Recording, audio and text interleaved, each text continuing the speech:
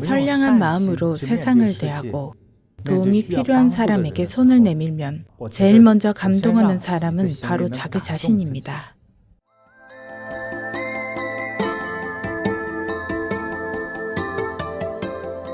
선행은 습관이다. 2. 뉴욕의 어느 호텔의 한 젊은 남자 직원에 관한 이야기입니다. 어느 날 눈이 많이 와서 도로가 꽉 막혔습니다. 한밤중이 되자 호텔 객실이 꽉 찼습니다. 눈 때문에 도로가 막혀서 다들 빈방이 나오기만을 기다렸지만 빈방은 나오지 않았습니다. 한밤눈이 내리는데 한 노부부가 오들오들 떨면서 호텔로 들어왔습니다. 혹시 방 하나만 내어줄 수 있나요? 이대로 있다간 얼어 죽을 것 같군요. 없는데 어쩌죠? 큰일이구만. 그럼 로비에 있는 의자에서라도 하룻밤을 지내면 안 되겠습니까? 자기 아버지보다도 연세가 많은 노부부를 보니 참 안쓰러웠습니다. 추우실 텐데요. 정말 남은 방이 없는데 이건 어떠신가요? 좀 지저분해도 괜찮으시다면 제 방에서 하룻밤 머무시지요. 남자 혼자 쓰는 방이라 깔끔하진 않습니다. 침대도 작고요. 괜찮으실까요? 몸이 아픈 할머니가 걱정된 할아버지는 고마워하며 말했습니다. 좋고 말고요. 어떤 방이든 괜찮습니다. 노부부는 그렇게 하룻밤 묵게 되었습니다. 한두 달 후 호텔 앞에 고급차가 멈춰서더니 정장을 차려입은 사람이 내려 젊은이에게 다가와 자기네 사장님은 유명한 분인데 좀 보자고 하신다는 말을 전했습니다. 젊은이는 순간 긴장했습니다. 무슨 일입니까? 제가 뭘 잘못했습니까? 아닙니다. 그냥 좀 뵙자고 하십니다. 정말 하늘에서 떡이라도 떨어진 건가? 어쩌다 이렇게 좋은 일이 생겼지? 느닷없이 생긴 일에 어안이 벙벙했지만 어쨌든 따라가 보기로 했습니다. 화려하고 멋진 건물에 들어가니 사무실에 사장이 앉아 있는 것이 보였습니다. 다름 아닌 그때 그 노부부였습니다. 자네 혹시 내 일을 도와줄 수 있겠는가? 결론부터 말하자면 노부부는 젊은이를 호텔 매니저로 임명하고 경영을 맡겼습니다. 경영학을 공부하지 않았어도 착하고 남을 세심히 보살피는 착한 마음이, 남을 생각하는 자비로운 마음이 중요하다고 생각한 것입니다. 호텔에는 그런 사람이 필요합니다. 서비스가 엉망이라 망하는 호텔도 많지 않습니까? 아무리 돈을 들여 인테리어를 꾸미고 직원을 늘려도 호텔 경영하기는 어렵습니다. 불친절 때문에 적자를 보는 호텔들이 많습니다.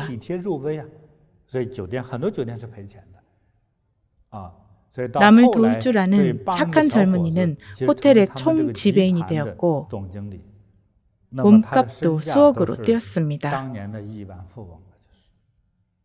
작지만 선한 마음이 중요한 순간에 빛을 발했습니다. 작은 도움을 줬을 뿐인데, 착한 마음으로 착한 일을 했을 뿐인데, 훗날 인과의 순환으로 아주 큰 과보를 얻었습니다. 이런 것은 응보라 하지 않고 선보라고 합니다. 정말 대단하고 감동적인 일입니다. 선량한 마음으로 세상을 대하고 도움이 필요한 사람에게 손을 내밀면 제일 먼저 감동하는 사람은 바로 자기 자신입니다. 자비를 공부하면서도 내적 갈등을 겪을 때가 있습니다. 내가 왜 저 사람을 도와줘야 하지? 보통 그런 생각을 하죠. 내가 왜 저 사람에게 돈을 줘야 하지? 어떤 사람이 최악의 공경에 빠졌을 때 내가 왜 살집을 내어줘야 하지? 의문이 드는 순간 우리는 계산하기 시작합니다. 저울에 무게를 다는 것처럼 그 행동이 나에게 가져다 줄 이익을 생각합니다. 자신도 모르게 따지기 시작합니다. 잘생긴 외모가 마음에 들어 잘해주기도 하고 그 사람이나 그의 아버지가 부자라서 혹은 그의 삼촌이 장관이라서 남을 도와주기도 합니다.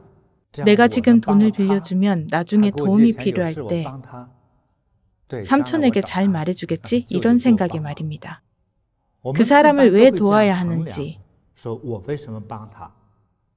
도울 필요가 있는지, 얼마나 도와줄지를 자꾸만 따져봅니다. 인간은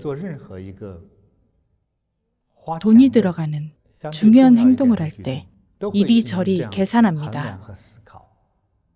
그것은 옳을까요? 그를까요? 옳지도 그르지도 않습니다. 인간은 똑똑하고 지혜롭기에 끊임없이 비교하고 분석하고 논리적인 사고를 하기 때문입니다.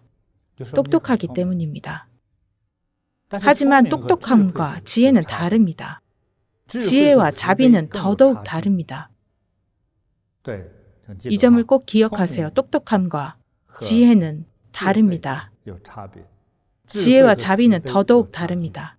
이런 생각은 안 해보셨을 겁니다. 지혜가 곧 자비라고 생각하셨죠.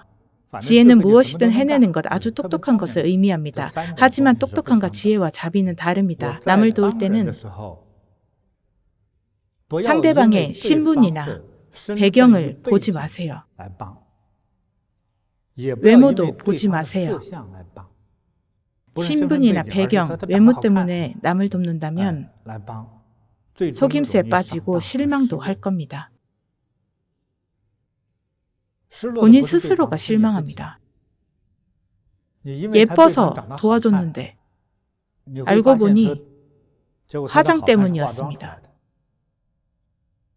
남을 도울 때는 외모도 보지 말고 집안 배경도 보지 마세요.